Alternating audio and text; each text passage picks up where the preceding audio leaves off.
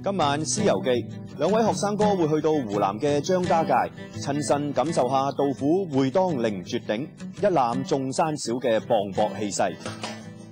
古代咧好多詩人都係咁嘅，中意借山借水啦嚟同自己作為一個嘅比喻嘅。咁嗱，呢一啲就叫做含蓄啦。春望裏面嘅國破山河在，城春草木深，寫出杜甫喺戰亂入邊艱辛求存嘅毅力。兩位學生會去入蜀必經之路嘅天井縫，體驗杜甫當日走嘅崎嶇路。嗰陣時佢哋可能即係舉家咁樣去咧，又攜眷啊，攜住啲小朋友啊，即係個情況應該係更加險要咯。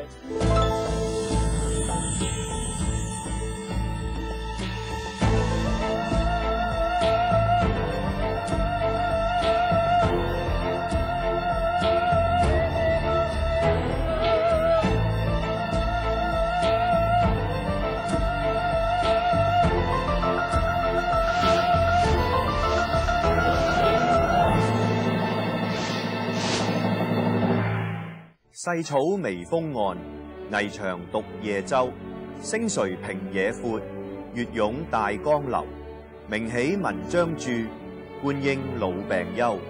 飄飄何所意？天地一沙鷗。呢一首《旅夜書懷》咧，就 show 晒杜甫喺官場嘅失意同埋無奈啦。佢將自己咧比喻為一隻沙鷗喺天地間咧無處容身啊！從古到今咧，個個都要顧住個飯碗嘅，喺現實入邊要堅持理想咧，一啲都唔容易。觀應老病休嘅意思就係話，我哋年紀大咗啦，就唔適合做官啦，咁啊慘啦！連杜甫唯一有得搏嗰飯呢，都冇運行啦。好多時呢，我哋發覺堅持一生都冇辦法完成啦，咁我哋嘅情緒就會變得好負面。杜甫咁苦呢，都可能同佢嘅堅持有關㗎。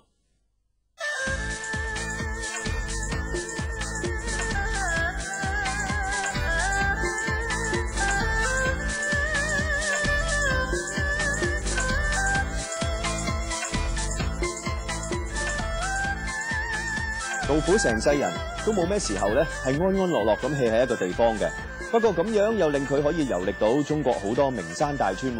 今日兩位學生就嚟到杜甫遊歷過嘅人間仙境張家界。張家界係而家中國最出名嘅自然風光之一，不過呢個名只係喺80年代先出現，所以古代嘅人就會叫呢度做柱峰林。叫得做柱峰林，呢度最特別嘅梗係一支一支好似柱咁樣嘅山啦。我哋一般人睇咧，啲山嚟嚟去去都係差唔多樣嘅啫。不過喺詩人眼中咧，就可以聯想到好多嘢，好似杜甫咁啊。當佢見到啲氣勢不凡、一枝獨秀嘅山峰，竟然俾佢揾到位去讚自己。岱宗夫如何？齊魯青未了。造化鍾神秀。陰陽各分曉。蕩空生層雲，決眥入歸鳥。會當凌絕頂，一覽眾山小。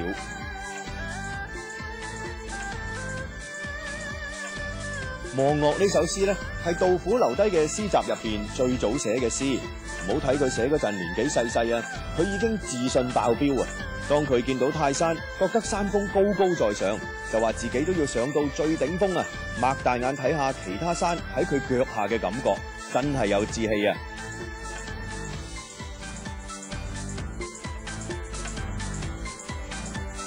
蕭麗芳同 Louis 咧望住啲柱峰，都覺得好有杜甫 feel 噃。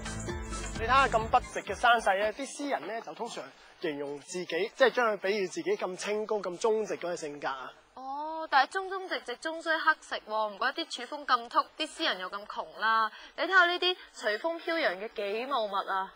我覺得你係隨波逐流多啲咯，啊送俾你啦，冇性格嘅。多謝晒，最中意啊！我哋認識嘅杜甫咧，可以話係又窮又老到啊！但係細個嗰陣咧，已經好有天賦啦。7歲已經識寫詩，成日俾啲叔伯兄弟咧輪住嚟讚啊！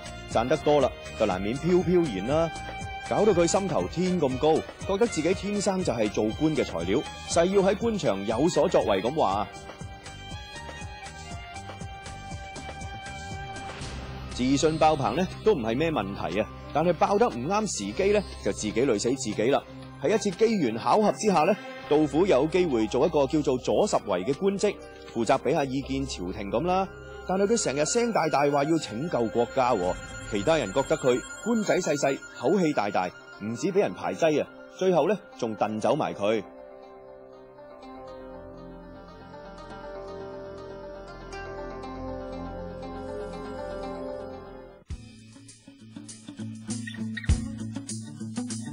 好多人都識講咧，我哋要時刻咧裝備好自己，咁機會敲門嘅時候咧，我哋就可以開門俾機會。嗱，我覺得咧呢個講法咧已經過時㗎啦。喺今時今日咧，我哋係需要主動出擊去製造機會嘅。性格就決定命運，努力咧就可以製造機會。我舉一個例子啊，譬如話巴士站日日都有個靚女喺度等巴士嘅，咁我哋係咪應該等運到呢？係咪應該等個靚女嚟敲我哋嘅門呢？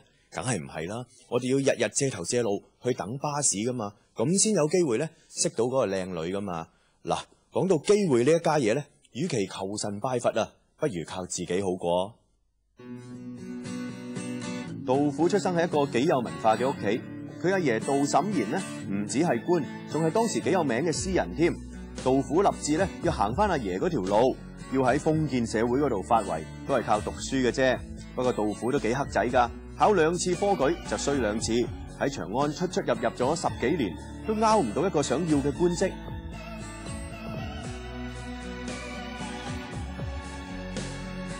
講真啦，杜甫當初肯安安分分好好地做啊，可能就有得埋到去權力核心，佢咪有得一展抱負咯。不過大好機會咧，就俾佢自己搞禍晒，唔珍惜機會，或者機會未到就發圍，夢想咪永遠得個講字咯。而家呢代人好多時候錯失機會，未必係自己造成嘅，反而就係因為身邊嘅人唔贊成。好似 Louis 咁啊，佢就曾經因為媽咪嘅阻止，爭啲同理想講拜拜添。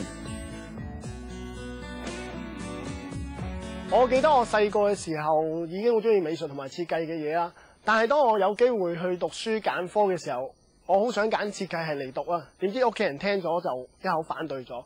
個理由好簡單，就係揾唔到錢。我一聽到就好唔開心，我覺得自己有才能同埋有機會發展得好嘅嘢，最後唔支持我嘅竟然係屋企人。夢想同現實就好似水溝油咁，永遠都咁難溝得埋嘅。父母心態啊，都係想仔女行條好啲、舒服啲嘅路啫。不過反而咧就抹殺咗啲年青人自己嘅夢想。不過面對呢啲情況啊，人反而會學識主動爭取。